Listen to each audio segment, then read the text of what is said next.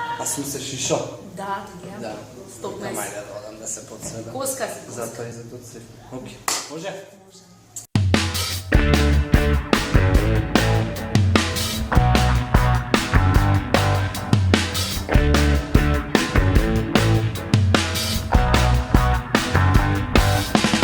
Добар ден и добре дојдовте во 11-та епизода. Кој што ви ветив минатиот пат, денеска ќе имаме special guest.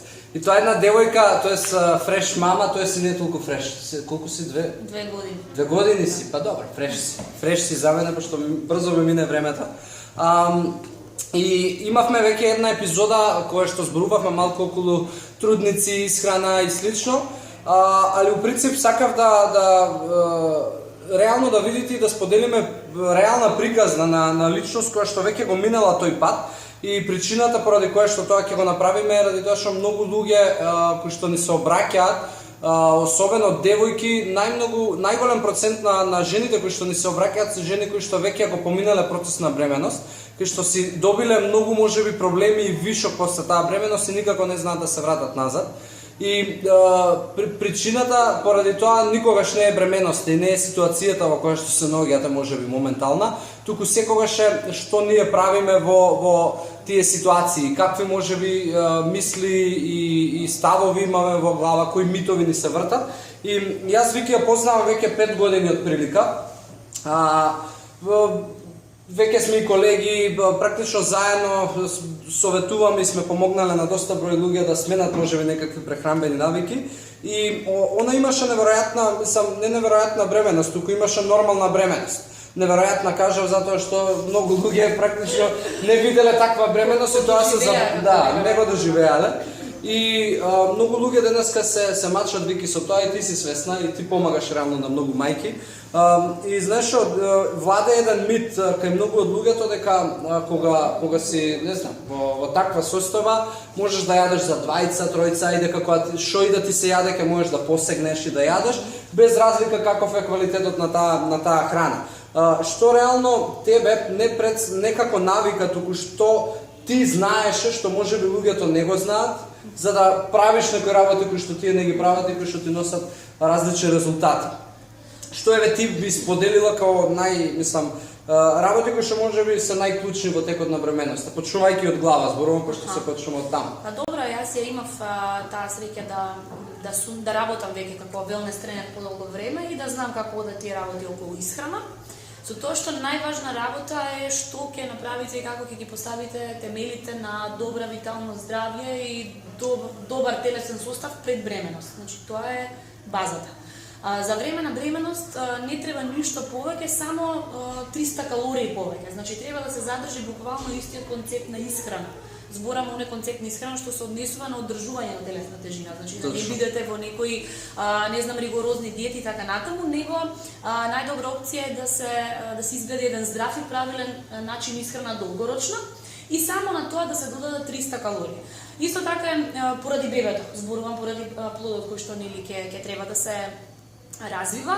Многу е важно жените кои што планираат да останат бремени, на кои што тоа сега им е фокус, да се фокусираат на здрави нутриенти. Значи да ги заборават буквално сите тие народни митови кои што се провлекуваат веќе со генерации, касни си ти, нема проблем. Само здраво живо нека биде се, нека биде варен. Апсолутно, баш знаеш, кога се зборуваме за нутриенти, кој е клучниот можеби нутриент кој што е како да кажам, градителот на плодот додека нели во комплексно е. Исто, но ќе повторам, исто како и кога не сте во благословена состојба, кога не сте трудни, протеинот. Значи протеинот е многу важен. Со тоа што е исто така важно да е тоа избалансирано, значи да не се внесуваат протеини исклучено. Тоа не значи дека треба да се на протеинска диета. Ете така, не значи дека треба да се биде на протеинска диета, туку треба да се внесува 50-50. Значи 50% од животинско потекло, 50% од растително и колку може повеќе всушност од растително потекло. Ама сега едно си влече друго. За тоа да може да се врзе потребни се квалитетни јаглихидрати, значи знам дека доста жени во потрага нели по некој подобар изглед или во страф од тоа да не накачат многу килограми, ги фрлаат на страна, ги отфрлаат јаглихидратите. Напротив, треба да се внесува јаглихидрати за време на бременост, но треба да се тие сложени и квалитетни. Бидејќи секој нутриент си има своја функција. Доволно витамини минерали и да не заборавам омегата. Значи уште кога отидов јас на првите гинеколошки прегледи или како нова трудница, прво што направи мојот гинеколог е дека ми препиша омега 3 и омега 6. Односно омега 3 која што ДХА и ЕПА. Има немасна киселина, значи тоа е поготово многу важно во првите 3 месеци од бременност. Ја колку што сум запознат, мозокот на детето практично се развива во омега 3. И тоа мислам така се развиваат мозочните функции. Не само мозочната функција, во првите 3 месеци се поставува, да речам, базата на целиот организам на детето.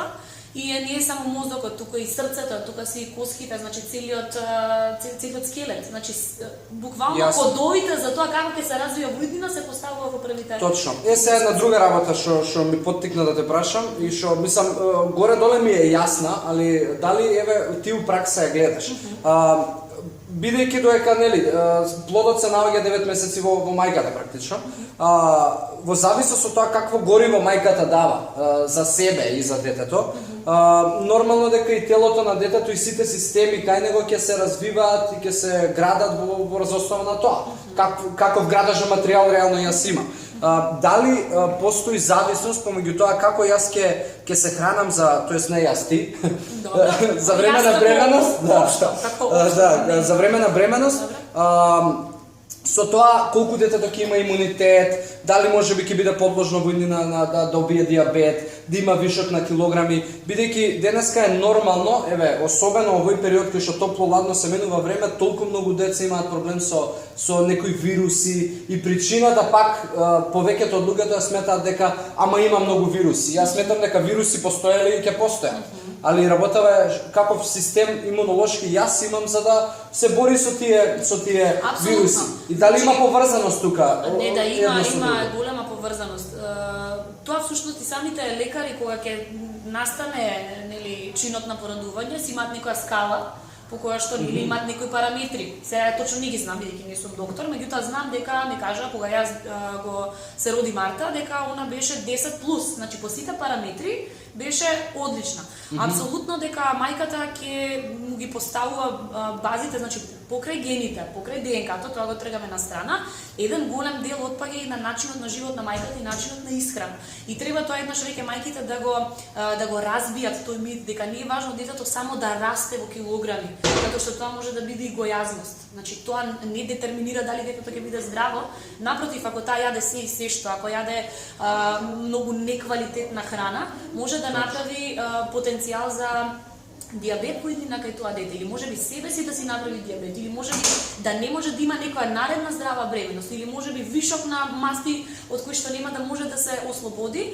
И посекако веќе тука не правиме муаве за естетика, туку веќе станува збор и по знак прашалник е и здравието и на детето и на мајката. Затоа е многу важно да бидат тоа здрави одбрани нутриенти, редовна исхрана, избалансирана исхрана и да се отфрлат сите кои што се отрави во храната, типот на премногу шеќер, премногу сол, засладени пијалоци, значи да се сам стандард, нешто што секако, знаеш, многу луѓе се свесни дека и да ги пратиш у маркет, ќе знаат да кажат ова е здраво, ова не е здраво, ова е здраво, ова не е здраво, али кога доаѓа момент на пракса и кога доаѓа момент тебе да ти се стресе снагата у текот на денот, така, нема да одбереш брокула, ќе одбереш да, ма тоа е од немање информација. Точно. А во денешно време јас верувам и дека сите други што ќе го видат тоа, може би дека помош, не би требало да си дозвола да останат без информација. Мислам 21 век сме, има ту доста луѓе кои што исто, знаеш што ми интересира физичката активност, исто така еден дел кој што многу трудници го запоставуваат со цел да не нешто се деси, да не си направат нешто, што е повторно, мислам мит најголем што може да постои. Е мит се додека, значи немаат забрана од лекар. Дека, например, има проблем, некаков си проблем, поврзан со моменталната бременост и не е во можност нели жената да вежба. Но доколку има здрава бременост, апсолутно јас сум за физичка активност, бидејќи тоа може само да ја подобри незината состојбата на бебето, да има полесно породување, но тоа да се вежби кои што не се контактни спортови и да нема многу скокање, тресење и така натаму. Значи се друго што е во рамките на пилатес, нешто, пилатес, истегнување, јога, пешачење, пливање, значи е одлично. Може дури и планинарско пешачење, ама да не е многу стрмно, значи да нема многу потрес. Без проблем. Јас сигурно некаде до 6-7 месец бидејќи после стомакот станува преголем, па не можеш Да. и да сакаш, си вежбав и стварно онака баш тоа ми помогна не само физички, него и психички подобро се чувствуваш. Супер, супер. Вики, и за крај, пошто има, мислам, во принцип не гледаат многу жени кои што веќе го поминале патот со бременоста, а сега се у момент кај што Дали да или не? Поминало тоа, не за повторно, поминало можеби има 2 деца, 3 деца и веќе се у вишок 20-30 килограми. Пошто не зборуваме веќе за бременост, зборуваме за како да намалиме вишок на килограми. Тоа што ти го направи практично и ти немаше вишок на килограми, туку само и за време на бременост имаше редовност на оброците, доволно нутритивен нес, тоа само го продолжи и ништо посебно не направи за да се вратиш назад. Да. Туку Тоа што сакам да дадам до предзнание, дека за да се вратиш брзо назад, мора телото пред да се настане бременоста да го припремиш добро. Значи не може да се очекува веднаш да се вратиш назад ако веќе ти зачнуваш, а имаш вишок на килограми. Значи јас имав тело кое што го изградив една година, 2 дана со правилна исхрана, доволно мускулна маса, доволно вода, редовни оброци, брз метаболизам и затоа веднаш после бременоста, прво за време на бременост не накачив многу килограми и после бременост за 3 месеци изгубив 7 грам, а за 6 месеци веќе има фитнес резултат. Значи зборам, тоа е веќе едно спремно тело. Да. Така да, оние кои што веќе имаат вишок, би ги посоветувала да заборават на било каков тип на диети и на гладување и да почнат една избалансирана здрава исхрана. Ако не знаат што е тоа, ако им е се уште нели табу, да си побараат совет од некој лиценциран велнес тренер, значи некој кој што има искуство. Некој како тебе и како мене. Да. Океј, Вики, thanks. Мислам дека добивте, мислам дека да, па бете викнале за некоја друга тема. Ќе видиме. Марта ќе викнеме после 2-3 години. Да, мене мајка ми како ме гледаше.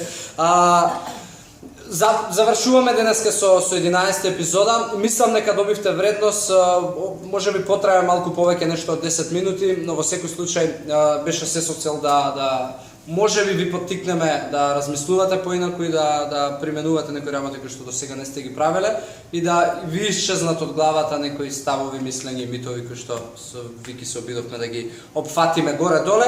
Слободно пишувајте ни понатаму се што ве интересира, можеби нешто што сакате да го дознаете, можеби нешто што ве мачи веќе подолг период и никако не може да си го решите, поврзано со исхрана и со вежбање. Љубовни проблеми не решаваме. Да. Фала ви уште еднаш, имате си убав ден, квалитетни животни навики, се гледаме у 12 епизода. Бај-бај!